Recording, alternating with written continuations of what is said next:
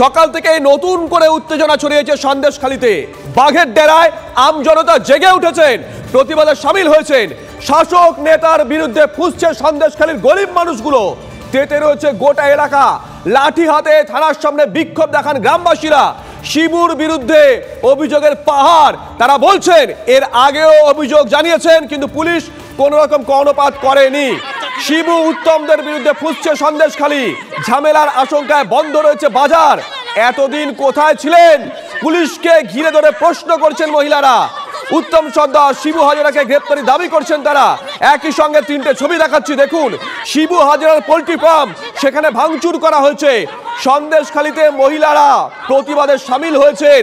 শিবু হাজরার ভেড়িতে সেখানে আগুন লাগিয়ে দেওয়া হয়। পুলিশকে ঘিরে প্রশ্ন করছেন মহিলারা, আমরা যখন এতদিন গিয়ে অভিযোগ করতাম কেন কোনো ব্যবস্থা নেননি?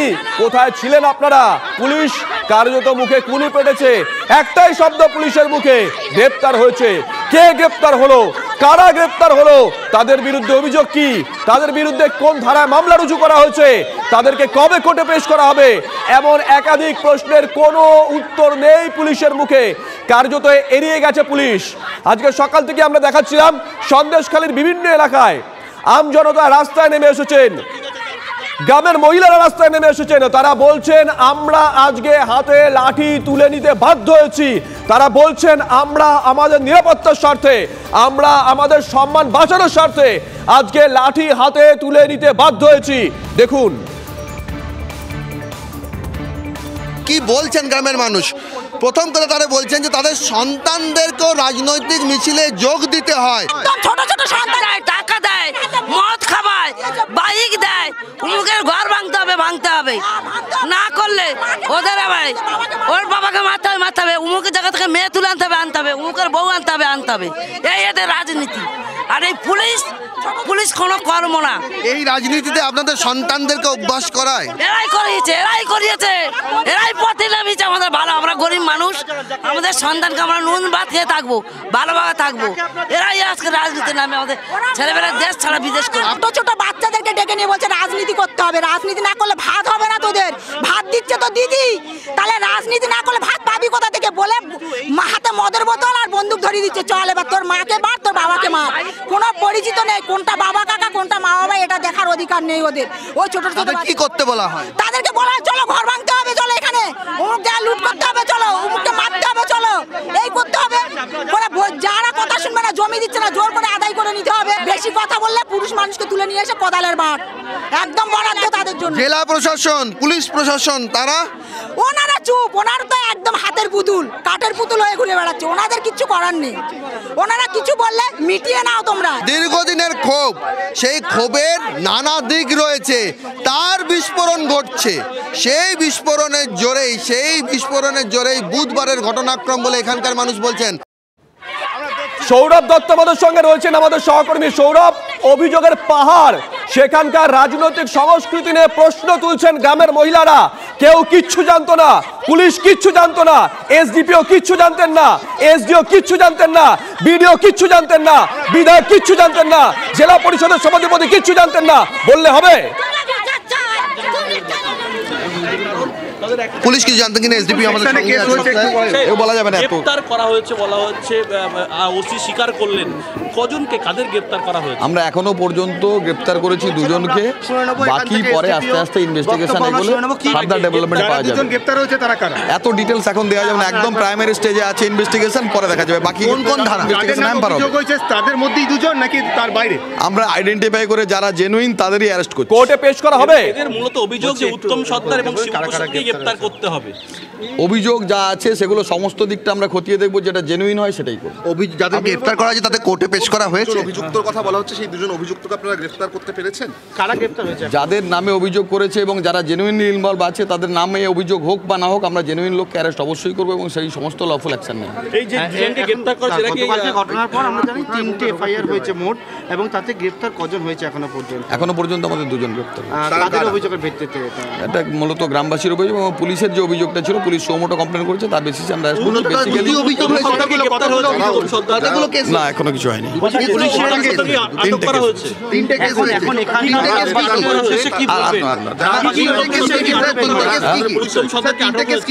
আটক হয়নি। উত্তম সর্দার অসুস্থ ছিল, তারকে আমরা রেস্কিউ করেছিলাম, ট্রিটমেন্টের পরে যা ব্যবস্থা নেওয়া হয়েছে উনি এখন কোথায় আছেন সেটা আমরা এখন এত কিছু বলতে পারবো না। আমরা রেস্কিউ করার পরে তার লফুল অ্যাকশন যা নেওয়া হয়েছে হয়েছে, ফার্দার তার কোথায় কি আছে সেটা সব বলা সম্ভব নয়। আমরা এটা জানি না, এটা বড় কোনো কোশ্চেনই না। যারা এই গন্ডগোলে ছিল তারাই অ্যারেস্ট হয়েছে, পুলিশ জেনুইন লোককে অ্যারেস্ট করেছে। একই কথা আমি অনেকবারই বললাম।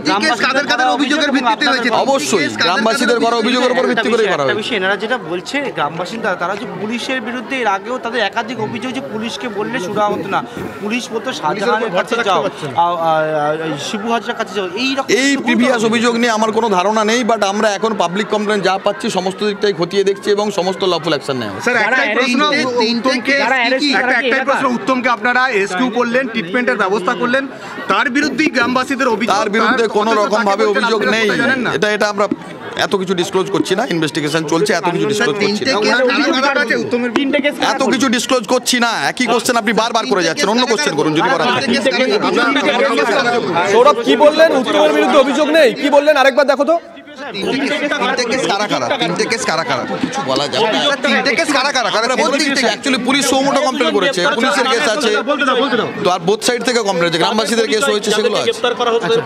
পরিচয় এত ডিটেলস বলা যাবে না, এগুলো কিচ্ছু বলা যাবে না, এগুলো ইনভেস্টিগেশন হ্যাম্পার করে, এগুলো আগে বুঝুন, এত কিছু করা যায় না। স্যার যে দুজন অ্যারেস্ট হয়েছেন তারা কি কেস নষ্ট হচ্ছে? স্যার যে দুজন অ্যারেস্ট হয়েছেন তারা কি বোথ সাইডের কমপ্লেন্টের ভিত্তিতেই অ্যারেস্ট হয়েছে নাকি শুধু গ্রামবাসীদের যে অভিযোগ করেছেন তার ভিত্তিতেই অ্যারেস্ট হয়েছে? এটা এখন কোনো রকম ভাবেই কিছু বলা যাবে না। আপনারা কি তল্লাশি চালাচ্ছেন শিবু হাজরার বিরুদ্ধে? 100% যা যা অভিযোগ আছে সমস্ত খতিয়ে দেখে কোর্টে পেশ করা হয়েছে বা হবে। সৌরভ 24 ঘন্টার মধ্যে অ্যারেস্ট দাবি করছেন গ্রামবাসী।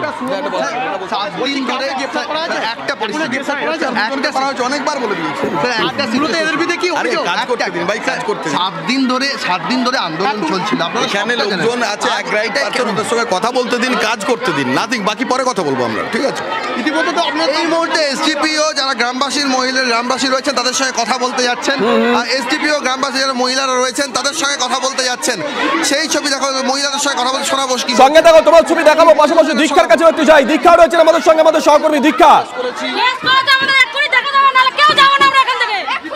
দেখো আমরা যেখানে দাঁড়িয়ে রয়েছি সেখানে আমি দেখাবো যে সকালবেলায় যে জমায়েতটা ছিল সেই জমায়েত কিন্তু এখন বড় হয়ে গেছে। আমি আমার ক্যামেরা পার্সনকে একটু দেখাতে বলবো যে জমায়েতে আমরা সকালবেলায় দেখেছিলাম যে কয়েকজন মাত্র হাতে গোনা মহিলা এসেছিলেন, কিন্তু যত বেলা বাড়ছে গ্রাম থেকে কেউ দেখবেন না, এতদিন কেউ দেখেনি, মিটিং দেখাচ্ছে, কেউ দেখেনি আমাদেরকে, রাত 12টার সময় মিটিং দেখাচ্ছে। না না, আমরা শিবুয়ালাকে গ্রেফতার চাই। আপনারা শান্তন বাড়ি যান।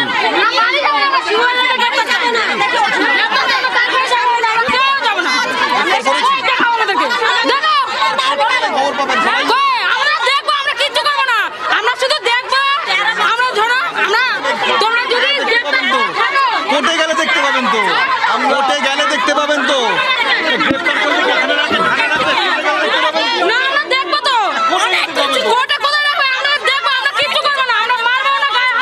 বলুন, এখানে আসুন, আপনি নেমে আসুন। আজকে 13 বছর আপনারা তো করেছেন, শিবু হাজরা